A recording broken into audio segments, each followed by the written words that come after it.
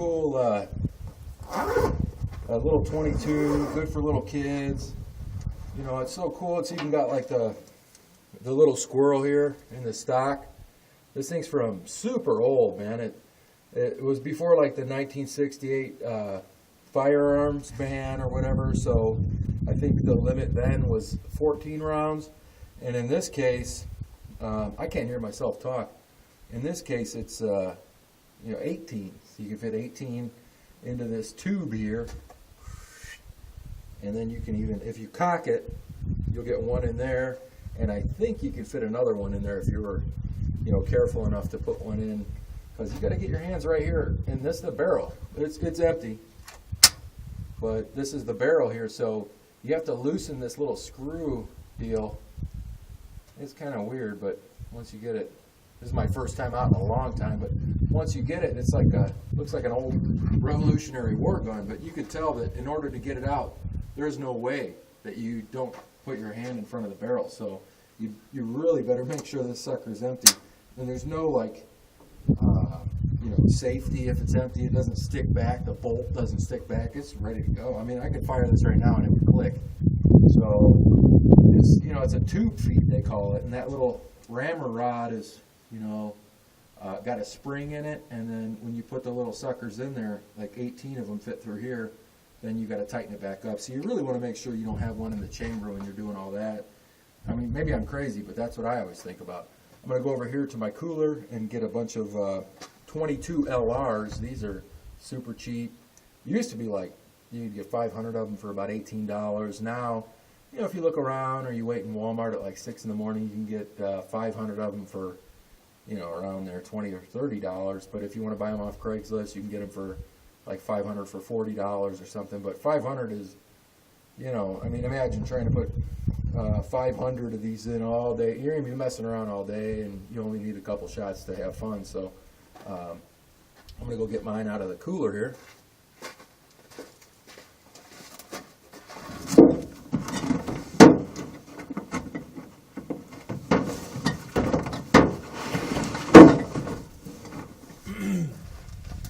And my last batch that I got was from a guy off Craigslist. He sold me 500 for $40, which was a fair deal at the time because it's been a really weird market. But these actually, I was able to, me and Frankie went into Walmart super early one morning. We were like the second in line. Actually, Frankie was acting crazy, so they let us be first in line. But I was just messing around to see how hard it is to get these suckers, and a couple guys let me get in front. So I got 150 of them. I think they were, I don't know, like $12 or something for 150 of them. And but yeah, these are the ones. These are the little suckers. Old timers used to say they played, in the snow with these, where they'd shoot each other, and as long as they had snowsuits on, they'd be okay. I don't buy that shit. I wouldn't want to get fucking shot with one of these because it would probably mess you up, and if maybe 5% chance it hits you in something serious, you might not make it. So I'm really always very careful with these, and it's 22 LR for those of you that don't really know much about shit. These are for squirrels and little things like that. They have very little recoil. They're good for women seem to like these kind of things, and they're just little 22 LRs.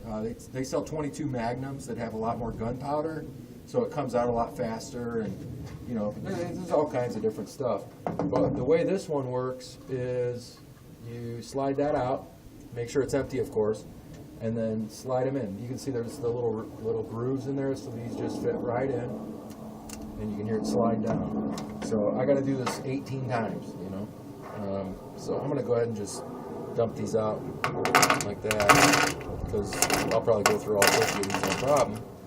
Because it's kind of fun. And drop number 2. If you get good like a roofing contractor, you can hold a bunch in your hands and just slide them in like that. 3, 4.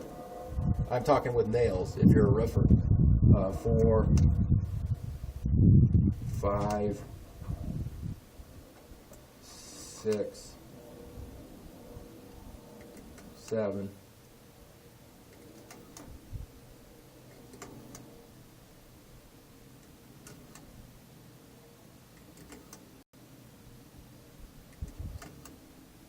13,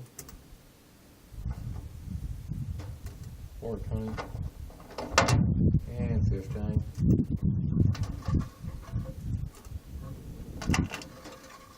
17, and then see this. I think maybe 17 is the max. So, okay, 17, and so now there's none in the chamber, so I can go ahead and put my hand in front of the barrel and slide this thing.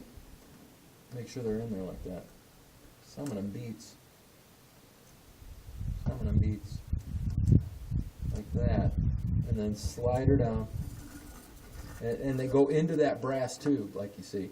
And then there's you see this little notch on the tube, so you can't lose your tube. Obviously, it's specific to this particular 22, but it fits in there, and then you turn it just a touch. So now I'm loaded with 18 or 17, I guess it was. And when I slide that back, one's gonna get picked up by a spring here and pushed up into it, ready to fire. And that's like the old school style of it. Is there's nothing else. There is a safety on it. With something like this, I always got it pretty much set to the red side, but you can push that in. It's a Marlin Model 60. It's like an old little rabbit gun, And so it's on fire, or you can put it on safety, and then boom, boom, and I should have one in there. And it doesn't misfire too bad, but when I go like this, that's ready to fire. So I'm going to put my, you don't need say, I mean, you do for 22s, especially in like a handgun 22, but with a 22 rifle, I mean, you'd probably survive if you didn't have hearing protection, but I'm going to put it in just because, why not? So here we go. I'm shooting at some metal targets here.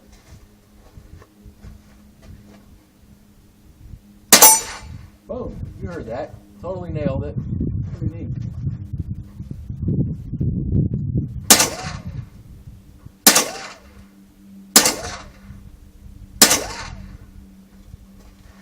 You hear that like on the movies, that's a ricochet. It's going up.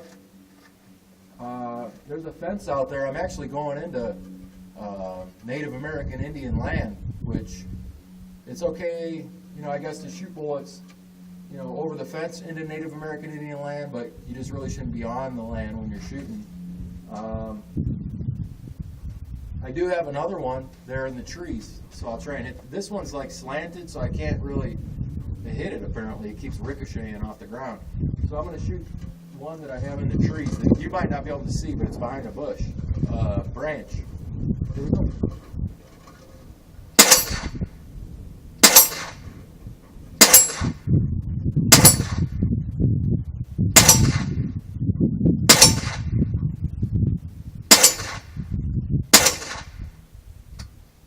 And then you ding, that's it.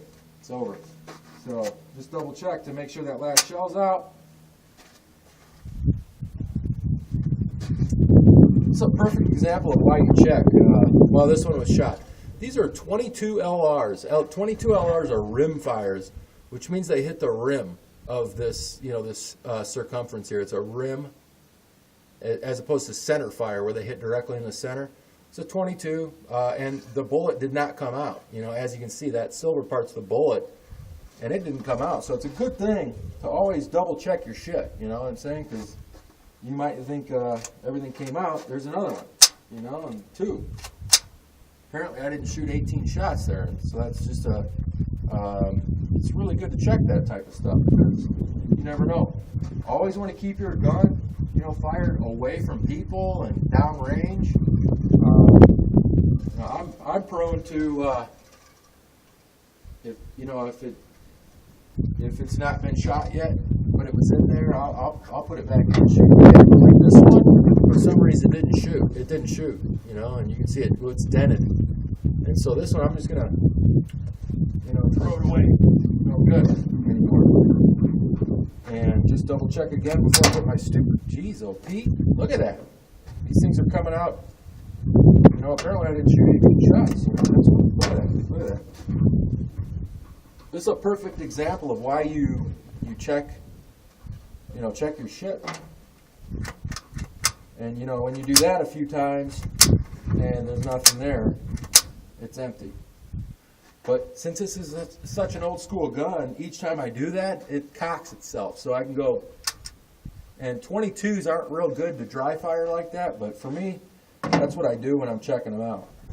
So I'm going to go ahead and just double check it one more time, shoot it again. I don't give a shit. And I'm going to go ahead and loosen this. I got a little angle that I use on that, so I know that I'm got it loose. And then I'm going to go ahead and, these three, I'm certain, are fine. There's nothing wrong with them. They just, you know, there were numbers 16, 17, and 18 that didn't make it out. Number 15 is over there. I threw it after I gave it a kiss goodbye. So that's 3.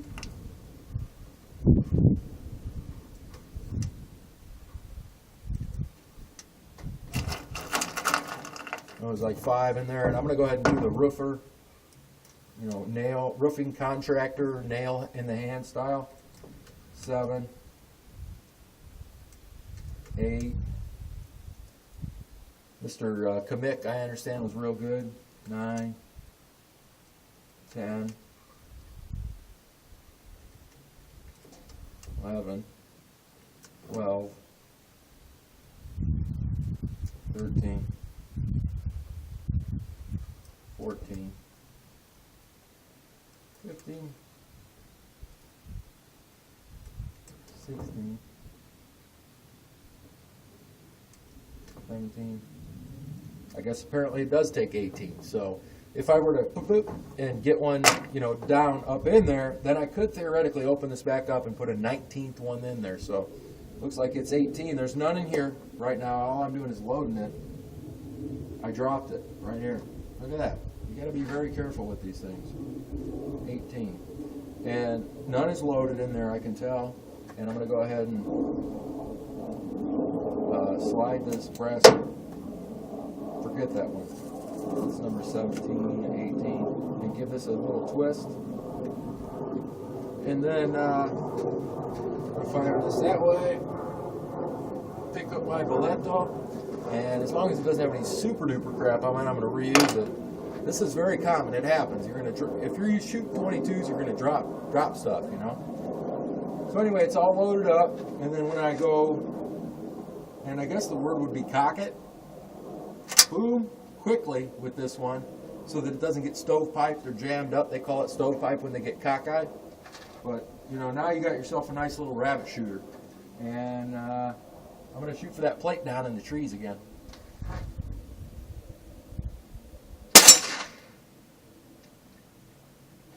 There's something going on here. I just pulled the trigger and it didn't shoot. It's an old gun. So I'm going to go ahead and give it a run of those rapidy-doo-dahs and see if maybe that helped it get in there.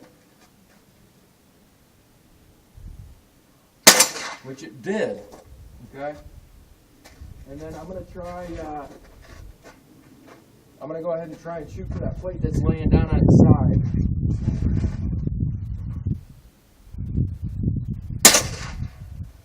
Which I just realized that's why I'm getting that ricochet like they used to get in the old country western shows. It's because it's shooting and it's going off at a different angle. So I'm going to shoot the one that's more vertical in the base of that tree. You can barely even see it. That tree there is some sort of son of a beehive. I forget what they're called, but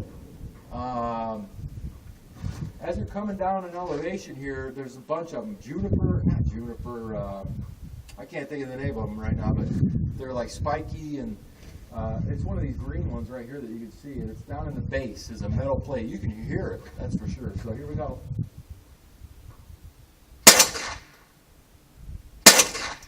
That was a miss. So every time you hear a pa-ding, that's a hit, and that last one was a miss.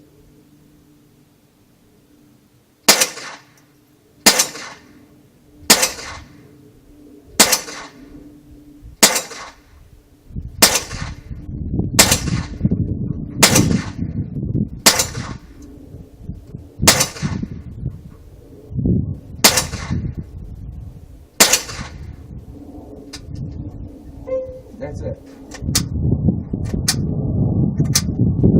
Okay, so I mean, these are really cool. Like I said, if I was an old grandpa or something, you know, back in the 30s, wearing a snowsuit, I wouldn't want to shoot my friend with this because it'll definitely go through the snowsuit.